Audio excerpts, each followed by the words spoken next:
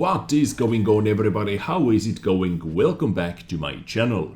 Today I bring you one very special vehicle which at the moment I believe is actually one of the rarest tanks in this game. And I am talking about the one and only tier 8 Swedish premium special reward hyper mega rare heavy tank Emil 1951. At the moment at least, the only way how you are able to get it is you have to play Frontline game mode, you have to collect 12 prestige points, and after that you are able to redeem it.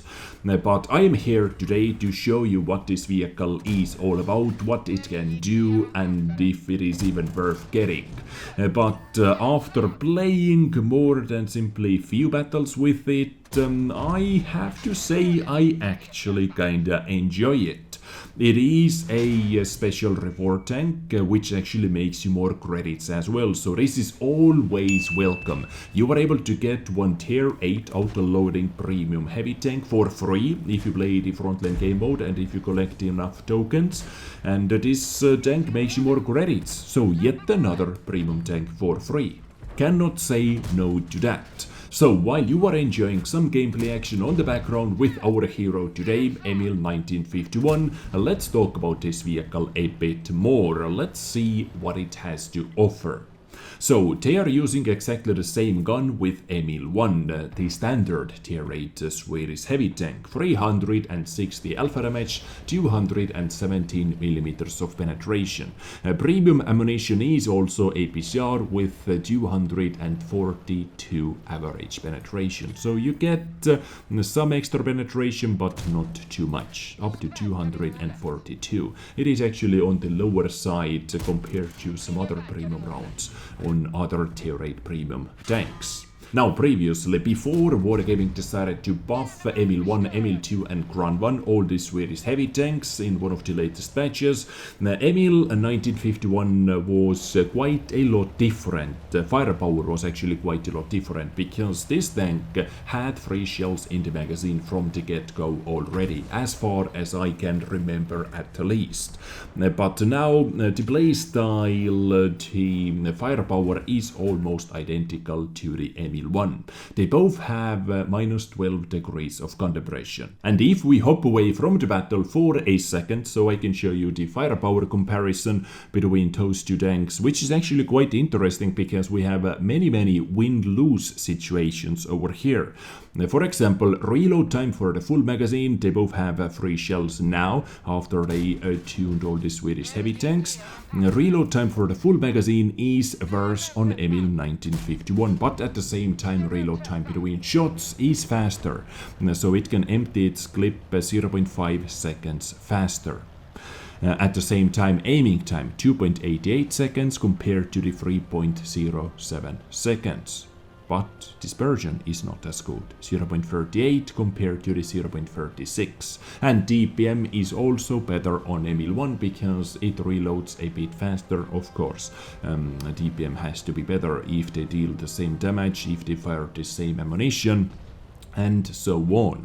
Now the aiming time, stock aiming time is actually 3 seconds with 100% crew.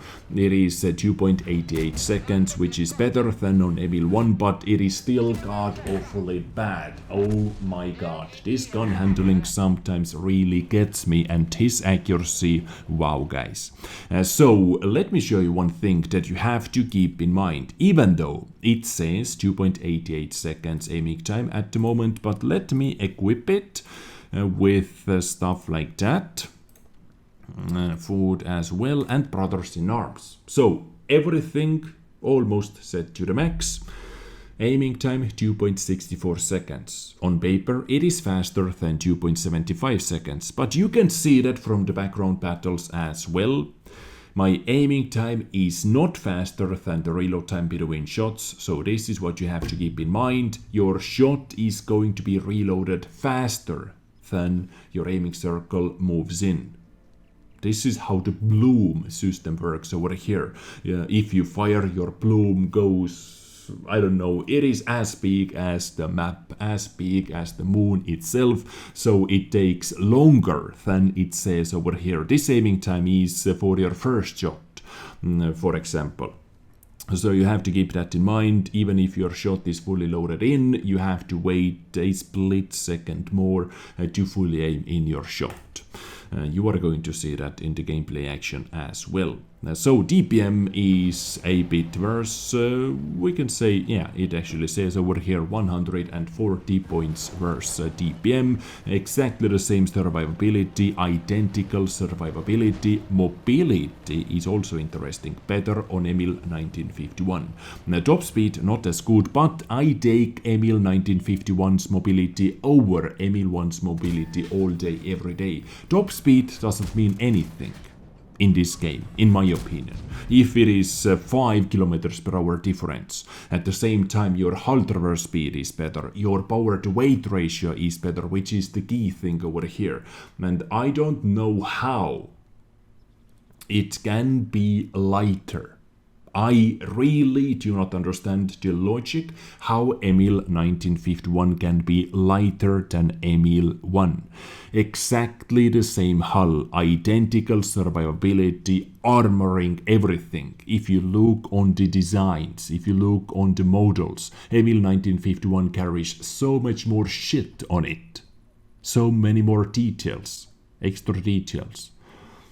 But somehow it is not as heavy. I don't know. You tell me the logic behind it. So mobility on Emil 1951 is better. Concealment, well, heavy tank, it doesn't matter. And they both have 360 meter view range, which is really bad.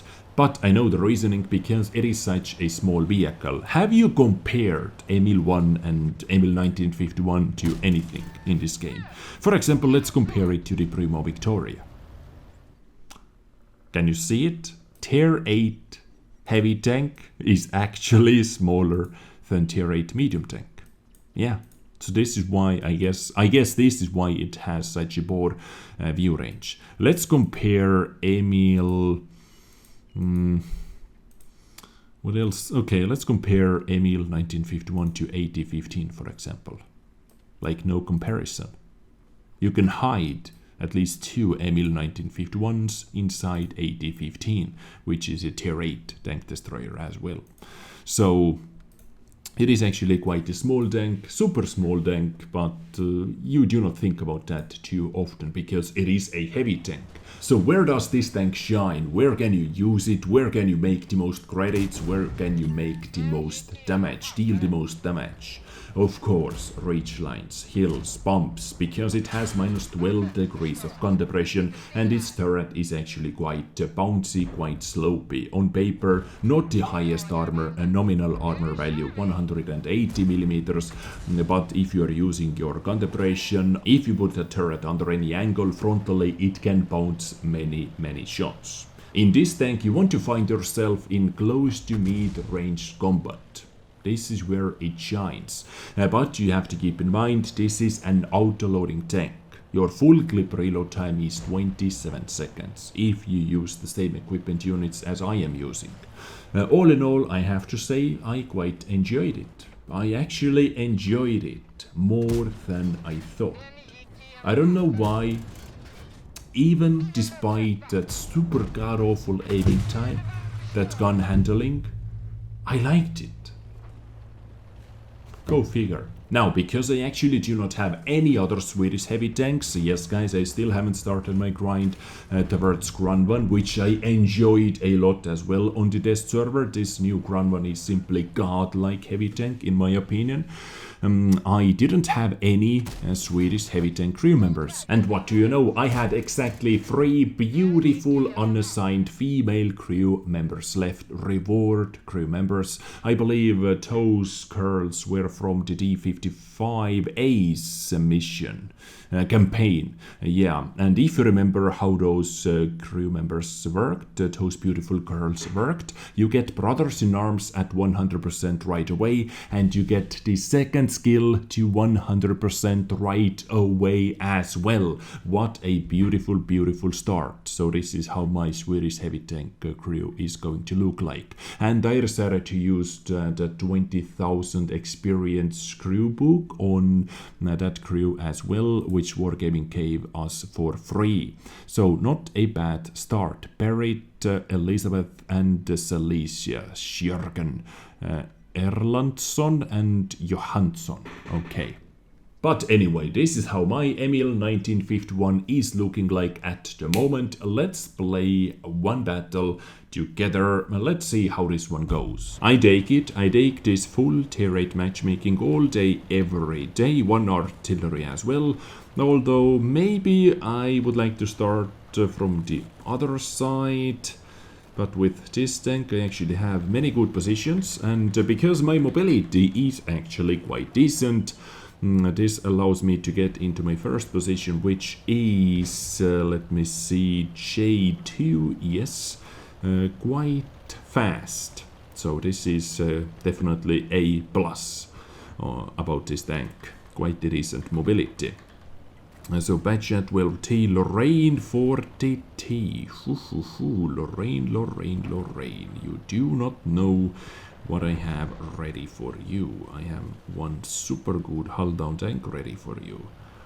Now, what is Caravan Action X going to do? Let's see. Okay. Well, this guy is not half bad as well in hull down situations. And first shot into my bloody gun is also not going to help me out. Oh. Tiger 2, easy tank to penetrate. Oh my god, this gun handling. And boom, okay, fully aimed in. Yes. And I know, guys, I didn't fully aim in my second shot, but still. Bloody gun handling. 2.7 second reload time between shots, and I have to aim in even more after that. Now, yet another really awesome hull down tank, T-34B, arrived. Let's see what this guy is capable of doing. ISU. Can I see? Ooh, I might be able to see his roof. Oh, I can see almost the entire ISU.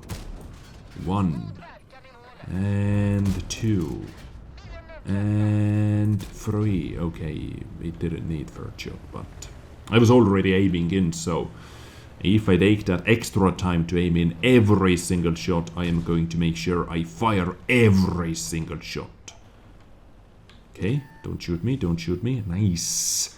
Nice. Lorraine is not able to hit me from here.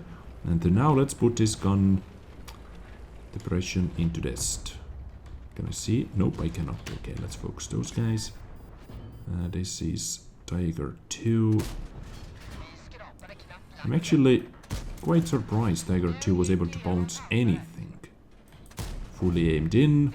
Okay, if I fully aim in, I actually can do some penetrations. 110 got himself into quite a tricky position. I need one more penetrating shot actually for my mission, so let's try to do it. Okay, keep that caravan tracked. If he is tracked in first place, fully aimed in. Oh, nice. Completed my mission. Second shot in as well, and good job, team! Oh my god. Our team is rock and rolling at the moment. Almost tanked that shot. I almost tanked that shot. But I'm going for the Somo SM. I think I have enough damage to clip him. Oh, never mind. Do you want to take one more shot? Sorry, nope. And let's go for the full reload. So this battle, well, enemy didn't have team. This was the problem of this battle, but hopefully with my mobility I am able to outrun some of those tanks. Maybe we can get one more shot off into the ISU 152. My question is, did that ISU drop down, or is he still up on the hill? This is my question. Look at me overtaking all those tanks. Yeah, let's go. Like, his last known position is exactly in the middle. Artillery is in those bushes. Oh yeah, he dropped down, definitely. Is he upside down? What the hell is he doing? Okay. And Artie. Okay, we were able to cross 3k damage. I don't know what that ISU was doing. Please do not ask me. What was the name? Oh yes, Drago had 1 kill, so this guy wasn't AFK the entire battle, but 1 shot, 1 hit and 1 kill. 100% hit and kill ratio. Please do not play anymore, this is perfect. But top by damage done, yes, I take it. 1 kill, not too much experience. Well, enemy simply didn't have a team, and after losing 20k, on consumables, which one is it? Okay, large repair kit. I'm out of large repair kits, but as I said, because this vehicle has such a poor gun handling, I have to use, this is just me personally, I cannot take this vehicle without food. But ladies and gentlemen, beautiful people, this was my episode for you today, featuring Emil 1951. My final opinion about this vehicle, I enjoyed it more than I thought. There you go. I hope you enjoyed today's episode. I hope it was informative, helpful, maybe even a bit entertaining. If it was, thumbs up button is for that. If it wasn't, thumbs down button is for that. And if you want to see more videos from you, make that red subscribe button gray. It looks better that way. Nice. I came up with it a couple days ago, so I decided to use it again. Please do it. I get you next time with something else. Stay awesome, take care, and bye.